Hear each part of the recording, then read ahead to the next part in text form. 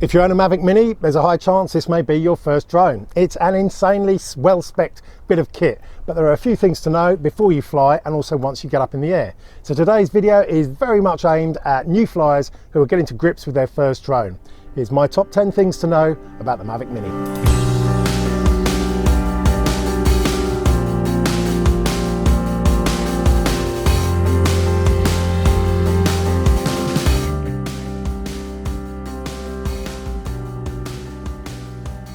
Hello, I'm Ian in London, a PFCO certified drone pilot who plays with many different drones, but today I'm talking about DJI's newest bundle of tech, the DJI Mavic Mini, giving you my 10 key points to make sure things go to plan and that you get the most out of it. So first off, straight into the rules and regulations, because a lot has been said about the weight of the Mavic Mini, meaning that you don't need to register it in many countries, including the UK, USA, Canada, and most of Europe. But in most of those countries, any rules that apply to a bigger drone on where and how you can fly will also apply to the Mavic Mini as well.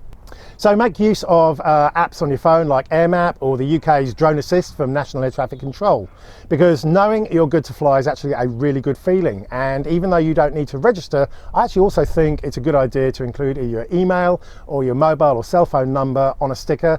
Keep faith in fellow humans contacting you if you ever suffer a flyaway. And that does kind of bring me straight on to my second point, weather and flyaways. Flyaways are actually very unlikely unless you choose the wrong weather to fly in, as almost all Mavic Mini flyaways are caused by the aircraft being blown away in winds that are far stronger up there than they are down here on the ground. Some of you may well have seen my video on stopping flyaways. I'll put a link up there. If not, give it a watch and you should be fine. My next tip would be batteries. Always make sure you start your flight with a fully charged battery. The Mini has the longest flight time of all of the Mavic models, with a good 25 minutes of usable flight time. But most problems will happen to you when your battery is running down, and seeing the battery percentage drop down when it's still a long way from home is a surefire way to get the adrenaline going and start making bad decisions. So next is activating and updating the software. A few people have mentioned they can't see the GoFly app on their phone's app store. Well, the GoFly app only works on 64-bit phones, so if yours is a little bit older, you probably won't be able to see the app listed on your app store, and you may not even be able to use the app. But even if it's not on your particular model's app store, you can still go direct to DJI.com downloads and download it on your phone and try and work the app directly that way.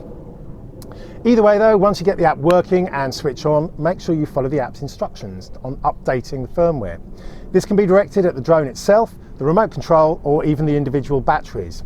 It takes a good few minutes, and you do need to have internet access for your phone to download the package before it installs it onto the hardware. So it's usually a good idea to activate an update at home before driving out into the wilderness. Point 5, wilderness, or choosing the right flying location. Because I always suggest you fly far away from people, buildings and trees. There's less chance of interference from Wi-Fi, obstacles and people that way.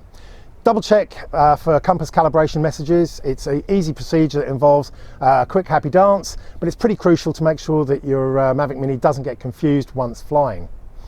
As I said, make sure it's not too windy and look around to where it'll go if it does get blown away. So it's no good flying over water if the wind is blowing out over the water. Once you're up flying, get above any obstacles or trees, because if it touches anything like a twig, the props will stop and the drone will immediately fall, which is almost always bad news. I know it's stating the obvious, but you really do need to avoid crashing at all costs. This video, I'm putting a link up I think there, will give you the top 15 causes of crashes, and if you haven't watched it, maybe have a quick look at that video as well. Next point is knowing your controls and flying modes. By default, Mavic Mini starts out in tutorial mode, restricting the height and distance and slowing down the speed of the movements. You can still get great shots in this mode, and you really need to get used to how it's responding, so don't be in too much of a hurry to exit tutorial mode. Suddenly things will start happening a lot faster and you can quickly lose sight of where the drone is, even when you're in normal P mode. Keep an eye on that top left corner as well, and avoid sports mode until you are used to the controls. Sports mode really does increase the speed and braking distance, making it far easier to crash. And remember, if you're a bit confused or in doubt, just let go of the sticks. One of the great things about GPS enabled drones is that they will just sit there and do nothing when you take your hands off the sticks.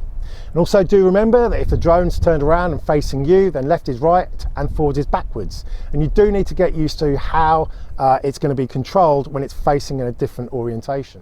And if you do lose sight of it or lose your bearings, tap the little map on the bottom left to see where it is in relation to the takeoff point. You can double tap the map again to maximize the map to full screen. And the map is really useful as it shows exactly which way the drone is pointing, and it also gives you a nice straight blue line to follow to get it straight back to your takeoff point. But if you're still lost, just long press that return to home button, and this will initiate an automatic return to home and bring the Mavic Mini straight back to you. Be aware that it has a default return to home height of 30 meters or around 100 feet, meaning that it should rise up to that height before it starts coming home to you, which is great for avoiding trees and buildings. But if you're already flying underneath trees, then it will quite literally rise up into the branches and crash. As you fly, keep an eye on the top right hand corner on the old battery indicator as well, because when it gets low, the drone is going to start doing unexpected things that may catch you out. The Mini is constantly working out how much battery you've got left and how far away it is from the takeoff point, so that it knows when to initiate an automatic return to home. Battery level is low. The aircraft will go to It will always warn you that it's about to try and initiate the return to home, and by default this is going to happen around 20% battery. If you override that, then be ready for the critical battery to kick in between 5 and 10%. This initiates a forced auto landing wherever the drone is currently flying, and it can't be overridden. But you can try and increase the height, and you can certainly try and change its direction. And that may be critical in order to stop it landing somewhere dangerous or where you won't be able to retrieve the drone from. But either way, if you are in this situation, then you are pushing your battery and you're pushing your luck. Most accidents happen when the battery is below 20%. Don't push your battery. And finally, when it's all coming into land, don't be scared of hand catching if it's not a great landing area. Just hold your hand out flat and keep the left stick down. It'll sense where your hand is and slowly descend. Once it's in your hand, then keep it still and the motors will automatically shut off.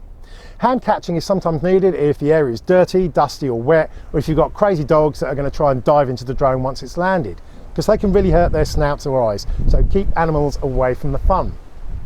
I would say that finally, a little bonus tip here, if it all seems to be going wrong when flying and you've got poor signal with dropouts, make sure your remote's antenna are pointing upwards, not towards the drone. The reception is always going to be best when the long edge of the antenna is facing the drone's direction.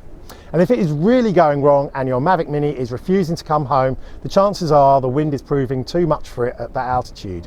I mentioned my Flyaways video earlier, but remember that winds are stronger up high. Reduce your altitude and you may get home.